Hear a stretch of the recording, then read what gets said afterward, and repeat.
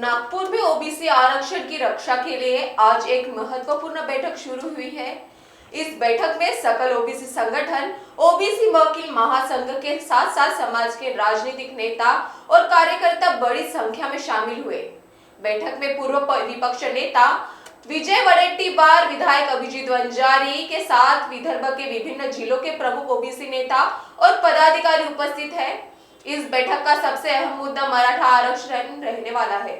OBC समाज के नेताओं का आरोप है कि उनके हक मराठा समाज को दिए जा रहे, जिसको लेकर समाज में असंतोष है।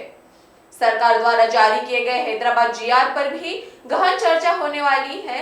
इस जीआर के अनुसार सरसकट प्रमाण पत्र देने का प्रावधान किया गया, जिससे ओबीसी का हक मराठों को मिलने की नाराजगी व्यक्त की जा रही। ओबीसी आरक्षण खतरे में है।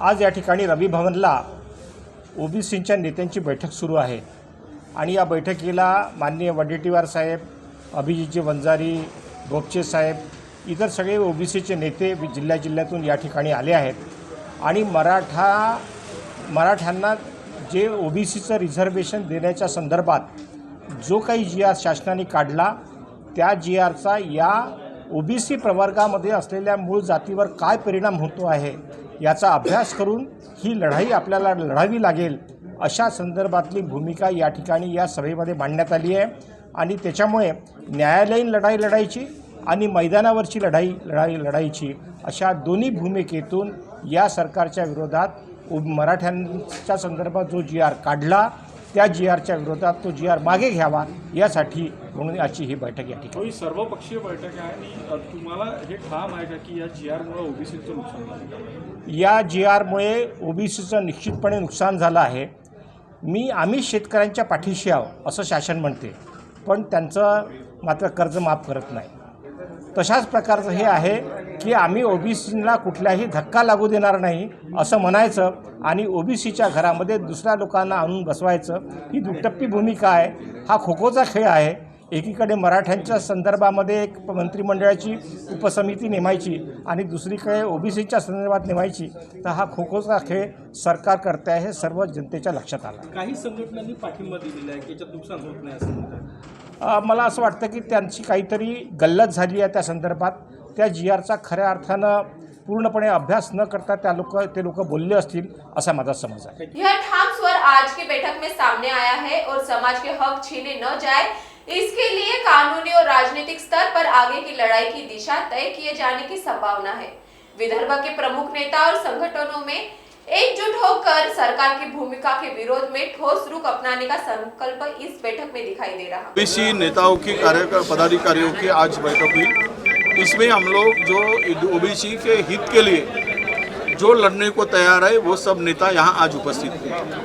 जो जीआर गवर्नमेंट ने 2 सितंबर को निकाला था, उस जीआर को लेकर चर्चा हुई और उसमें ओबीसी का क्या नुकसान होने वाला है इस बारे में मुख्यत्वे चर्चा की है। इससे यही पता चलता है कि एक सेम डे में 2 जीआर निकाला गया।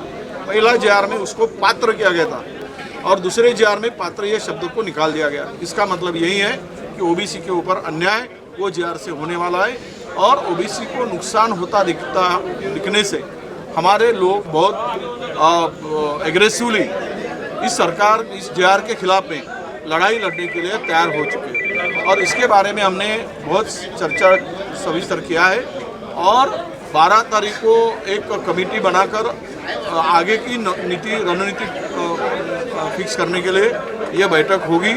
उसमें एक बड़ा भव्य मोर्चा नागपुर में ओबीसी के हित की रक्षा के लिए निकालने की भूमिका सब हमारे मोर्चा में आज के बैठक में लोगों की दिखी। वो डेट हम लोग बाद में फिक्स करेंगे। आज हा विषय नाही, आम्हाला IPS आणि IAS याच्यामध्ये घुसवू नका।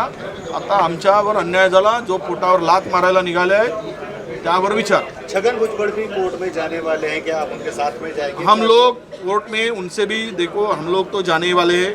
अगर वो भी जाने वाले हैं तो आज तो हमारी भूमिका हो गई कि हमारे एक वकील संगठन ओबीसी की है, उनके ऊपर जिम्मेदारी देकर ये कोर्ट में न्यायालयीन लड़ाई के लिए हमने उनकी तैयारी दिखी और उनको पूरा समर्थन है।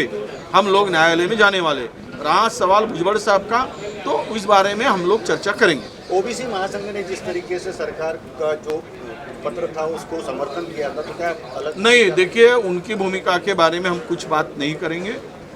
वो जो अगर ये जीआर से ओबीसी के हितों को नुकसान नहीं है, ओबीसी के रिजर्वेशन को नुकसान नहीं है, ओबीसी समाज को कोई इसमें बाधा नहीं है, तो ये उनका मत है।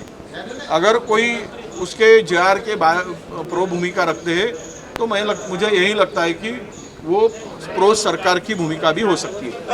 छगन भुजबळ ने चलो। वीडियो जर्नलिस्ट अविनाश तोतड़े के साथ अनुराग शिंदे की रिपोर्ट, महान्यूज 7 नागपुर।